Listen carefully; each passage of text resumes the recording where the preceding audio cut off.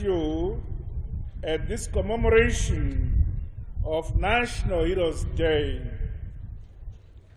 This occasion, as per our tradition, provides us with an opportunity to reflect, remember, and pay special tribute to our fallen and living gallant sons and daughters of Zimbabwe. At this Heroes' Day, we remember those who died for our freedom. We remember those who paid the supreme sacrifice which guaranteed our independence and sovereignty. We remember all those comrades, our brothers and sisters, mothers and fathers, who took the fate of this nation into their hands. They were just like you and me, ordinary men and women, peasant farmers and workers. Some were professionals of note, young and old, from all villages and towns, who put the love for their country and the collective nation good ahead of everything else. Some of the heroes we are remembering today lie in various places in the country, others in unmarked graves and non-graves alike, within and outside our borders. We remember their great sacrifices for our freedom and independence. Their selfless dedication, self-sacrifice, and heroic determination will forever be cherished in our memories for generations to come. We treasure both our living and departed heroes and heroines of the liberation struggle, whose tears, blood, and sweat laid a solid foundation upon which both current and future generations of our people will build upon as we pursue the dream of a Zimbabwe we all want. It took a protracted struggle to reach where we are today. Some were executed, others jailed, detained without trial, and yet others were confined to restriction, all for the love of our beloved Zimbabwe, yet remained consistent, persistent, and resolute. As I stand before you today, therefore, I see a nation of heroes, a nation of warriors, a nation of peacemakers. I see a people who have stood up against the prophets of doom over and over again, always guarding our independence, freedom, and sovereignty. On the 30th of July, 2018, you stood up and spoke loudly and clearly.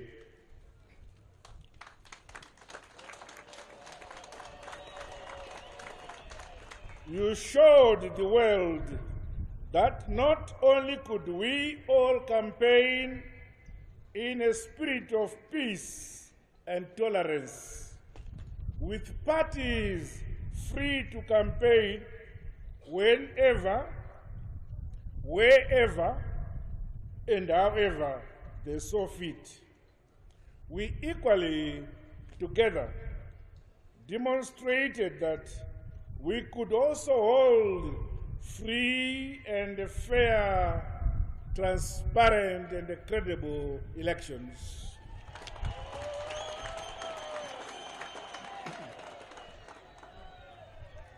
In the spirit of transparency, these were held in the full glare of international observers and global media. We, however, condemn the MDC alliance-inspired violence post our free and fair elections, which resulted in the death of our innocent citizens. May their souls rest in eternal peace. I'm instituting a commission of inquiry to investigate the matter. It is now time to put the elections period behind us and embrace the future. The task facing us today is a great one.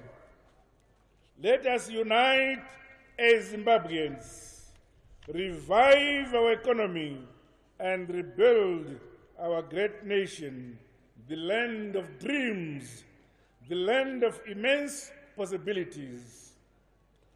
We should never be deterred by temporal setbacks or regrettable events which we encounter in our course to build an open, free and democratic and prosperous Zimbabwe, the Zimbabwe we want.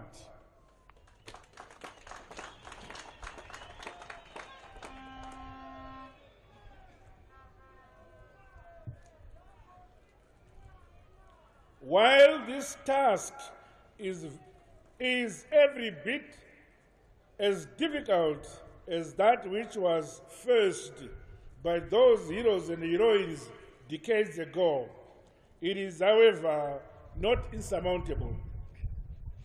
Fellow Zimbabweans, to safeguard the gains of our independence, we have to be united in purpose, always patriotic, and should always call for peace, unity, love, and tranquility.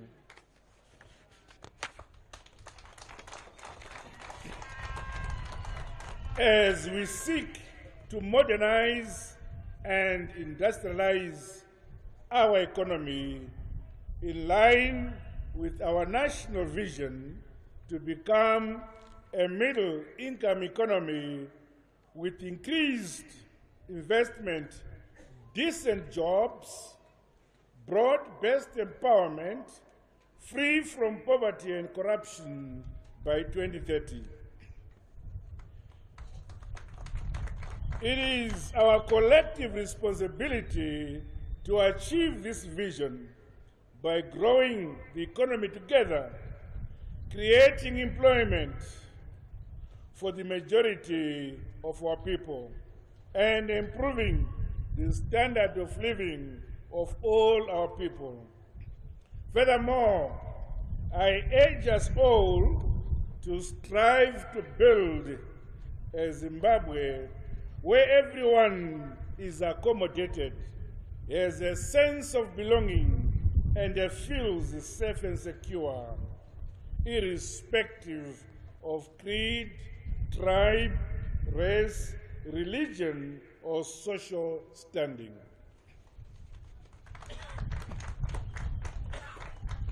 We are all Zimbabweans, united by our national flag and our national anthem. Let us all take a leaf and draw inspiration from our departed and living heroes and heroines who were united in purpose as they sought to liberate our nation from political bondage. Distinguished guests, ladies and gentlemen, comrades and friends, we now have an opportunity to be heroes of the next national epoch, that of economic development and growth. Our nation is endowed with vast opportunities which cut across every sector. These opportunities are critical in fostering economic emancipation, human development, social security, poverty reduction, and prosperity for all. One of the core reasons for waging the liberation struggle was to reclaim the land and give it to its rightful owners. That indeed has been accomplished, and the land reform is now behind us and is irreversible.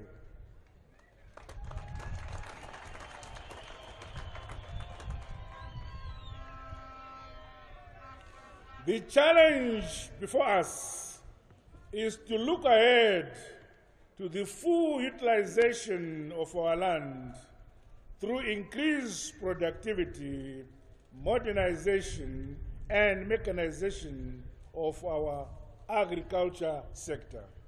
Equally, I further exhort us to exploit the rich minerals endowments in our country, some of which remain unexplored and unexploited.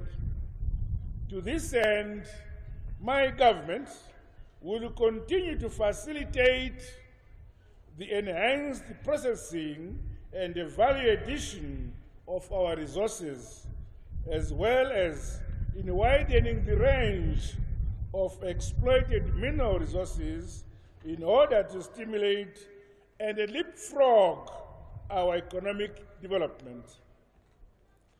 I thus call for the new type of heroes and heroines in the agricultural sector and throughout the entire agro-processing value chain, taking advantage of the expanded Command Agriculture Program. My government will also continue to facilitate the increased productivity through distribution of farming inputs under the Presidential Input Support Scheme. In addition, we will continue to stimulate and promote investment along the agricultural value chain processes, thereby building a vibrant and sustainable industry base capable of creating high incomes and decent jobs. Equally, encourage a similar desire for heroism in other spheres of the economy, in mining, tourism, manufacturing, science and technology, as well as cultural heritage and creative arts.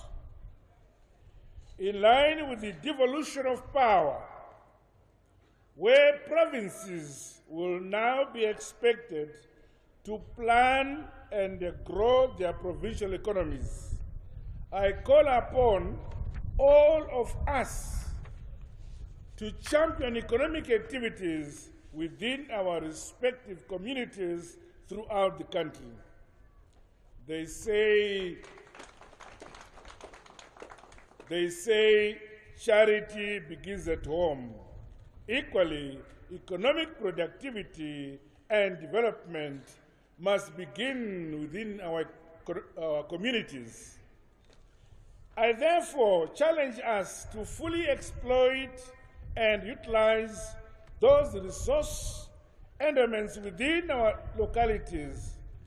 This in order to improve household incomes, the quality of life of our societies, and cumulatively the national economy as a whole.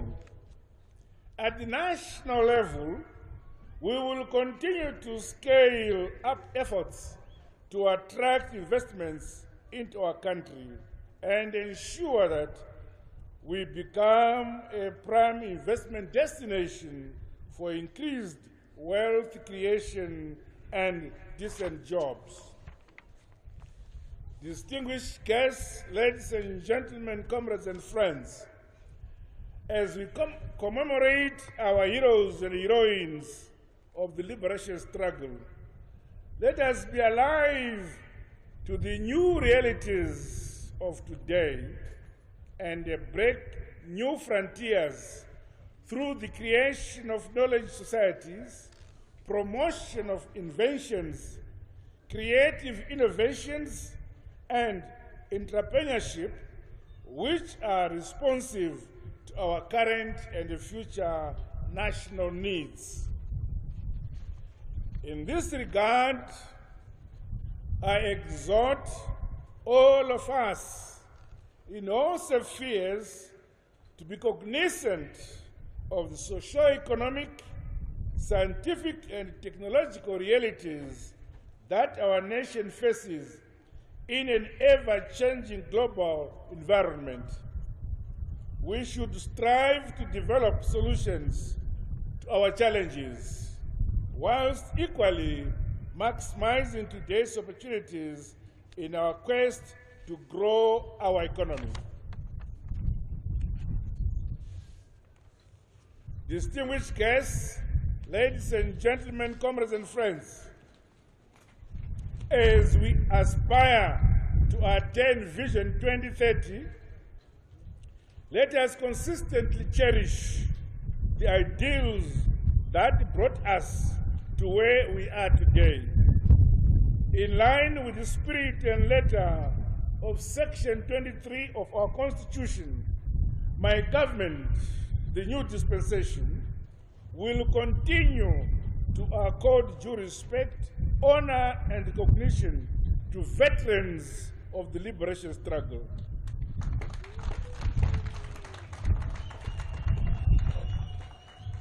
To this end, government developing liberation war sites into tourist sites where our history and that of the fallen heroes will continuously be told for generations to come, as well as to the world at large. In addition, the Liberation War Heritage Program, which redevelops and reinterprets various memorials in different parts of the country, will also endeavor to correct historical inaccuracies that are at times perpetuated through built monuments from the colonial era.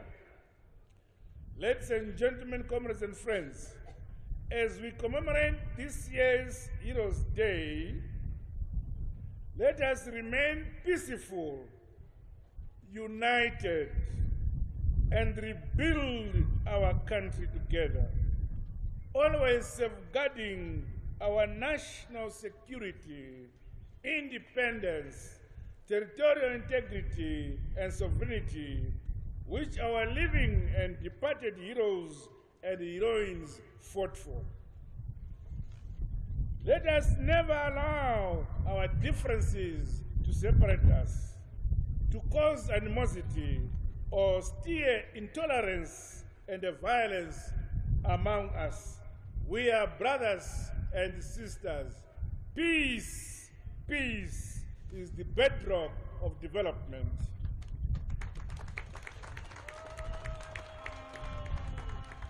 We are one people, one nation, one flag, one national anthem. It is indeed time for us to close ranks and collectively push our national agenda and forge our country to new frontiers of economic development. Let us move forward with single-mindedness, determination, and a unity of purpose. We all share the same dreams and share the same destiny. United, we will stand strong and stand proud, but divided, we will fall and be ashamed.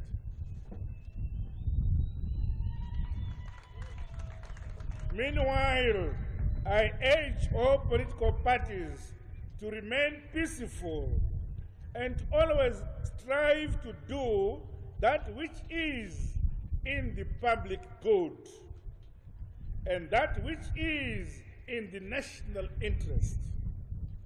As I have said, the time for politics is behind us.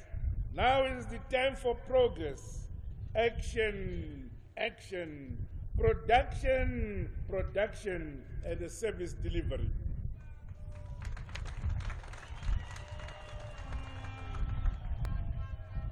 The journey will not be easy, hence I encourage all of us to be emboldened by the courage, selflessness, and bravery of the numerous heroes and heroines we remember today. We are a bold and a brave nation of warriors, a nation of heroes and heroines.